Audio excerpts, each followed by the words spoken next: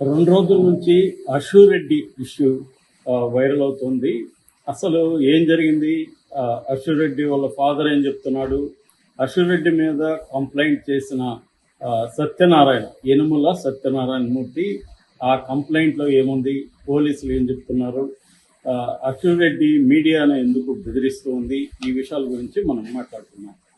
So అశూర్ Reddy బాగా popular అయింది big boss సీజన్లో. దాని తర్వాత రామ్ గోపాల్ వర్మ ఎపిసోడ్ అందరికి తెలిసిందే. ఆయన అశూర్ రెడ్డి పాదాలకు ముద్దు పెట్టడం, వేళ్ళు చెక్కడం ఇవన్నీ చేశాడు. దాంతో ఆ అమ్మాయి కూడా బాగా పాపులర్ అయింది. అయితే ఇప్పుడు అశూర్ రెడ్డి మీద కేసు వివరాలు చూసుకున్నప్పుడు యనుమల సత్యనారాయణ మూర్తి, ఆయనకి 60 ఏళ్ళు. ఆయన సెంట్రల్ క్రైమ్ పోలీస్ స్టేషన్లో 20వ తేదీ, ఈ నెల 20వ తేదీ ఒక కంప్లైంట్ ఇచ్చాడు. ఆ కంప్లైంట్లో ప్రధానంగా ఆయన చెప్పింది ఏంటంటే, అశూర్ రెడ్డి తన కొడుకు వైవి ధర్మేంద్ర, తన కొడుకు లండన్లో సాఫ్ట్వేర్ ఇంజనీర్గా ఉన్నాడు. 2018లో ఇండియాకి వచ్చాడు. ఇండియాకి వచ్చినప్పుడు కామన్ ఫ్రెండ్స్, మ్యూచువల్ ఫ్రెండ్స్ ద్వారా అశూర్ రెడ్డి పరిచయమైన 2 నెలలకే ఐ లవ్ యూ చెప్పింది, I want to marry you అని కూడా ధర్మేంద్రకి చెప్పింది.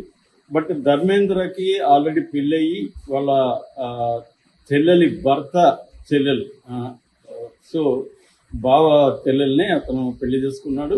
బట్ అది డైవర్స్ దారితీసి ప్రాసెస్ కోర్టులో నడుస్తూ ఉంది. ధర్మేంద్ర అమ్మాయికి మొత్తం విషయాలు చెప్పాడు. అయినా పర్లేదు, నాకు అదేమీ ఇబ్బంది లేదు, నువ్వు నాకు నచ్చావు, మనం పెళ్లి చేసుకుందాం అని చెప్పింది. అలాగా వాళ్ళిద్దరు కూడా 2018 మార్చి నుంచి ఒక రకంగా పెళ్లి కాకపోయినా కూడా భార్యాభర్తల్లాగా బిహేవ్ చేయడం మొదలుపెట్టారు. ఆ తర్వాత ఆమె పరిచయమైనప్పుడు కూడా నేను అమెరికాలో ఎంఎస్ చేశానని చెప్పింది. ఆ తర్వాత ఏమో నాకు H1B వీసా ప్రాబ్లమ్స్ ఉన్నాయి, నేను సినిమా రంగంలోనే స్థిరపడాలనుకుంటున్నాను, నాకు చదువులు పెద్దగా ఇంట్రెస్ట్ లేదని ధర్మేంద్రకి చెప్పింది. ఆ తర్వాత నాకు ఎడ్యుకేషన్ లోన్స్ ఉన్నాయి, ఫైనాన్షియల్ ప్రాబ్లమ్స్ ఉన్నాయి, నాకు సపోర్ట్ చెయ్యి, నువ్వు మనం ఎట్లాగో పెళ్లి చేసుకోబోతున్నాం కదా అని అడిగింది. దాంతో ధర్మేంద్ర ఆమెకి డబ్బులు ఇవ్వడం మొదలుపెట్టాడు.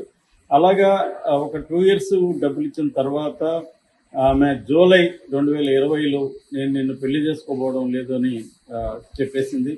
దాంతో అతను షాక్ అయ్యాడు. మరి నా డబ్బులు నాకు ఇవ్వాలా నువ్వు అని చెప్పాడు. అప్పటికే 70 లక్షల వరకు అతను ఆమెకి ఇచ్చాడు. దాంతో హేమ, మన సినీ నటి, ఈ మధ్య డ్రగ్ వివాదంలో కూడా చిక్కున్న హేమ మీడియేటర్గా ఎంటర్ అయ్యి వీళ్ళిద్దరి మధ్య ఆమె డీల్ చేసింది ఇష్యూని.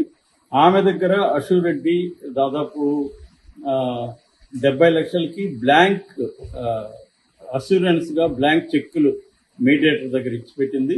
నేను ఇస్తాను, ఇవ్వకపోతే ఈ బ్లాంక్ చెక్కులు మీరు వేసుకొని బ్యాంకులో వేయండి అన్నట్టుగా. కానీ కొద్ది రోజులకి మళ్ళీ హేమ దగ్గరికి వెళ్ళిపోయి నా చెక్కులు నాకు ఇచ్చేయని చెప్పి తీసుకెళ్ళిపోయి ఇచ్చేసింది వాటిని. సో అలాగా డబ్బులు ఇవ్వలేదు. దాని తర్వాత వాళ్ళ తల్లి యశోదారెడ్డి, చెల్లెలు దివ్యారెడ్డి, అశూర్ రెడ్డి వాళ్ళ చెల్లెలు దివ్యారెడ్డి.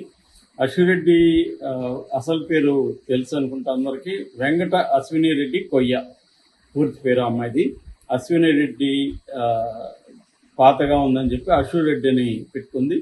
సో వీళ్ళ తల్లి వాళ్ళ చెల్లెలు కలిసి నవంబర్లో 2020 నవంబర్లో ధర్మేంద్రం కలిసి, మా పాప డిస్టర్బ్డ్గా ఉంది, డిప్రెషన్తో ఇబ్బందులు పడుతుంది, తగిన ఆపర్చునిటీ సినిమా ఫీల్డ్లో రాలేదు, అందుకని నువ్వు కొంత ఓపిక పట్టు, నేను ఖచ్చితంగా పెళ్లి చేసుకుంటుంది, మేము కూడా ఒప్పిస్తాము అని చెప్పారు.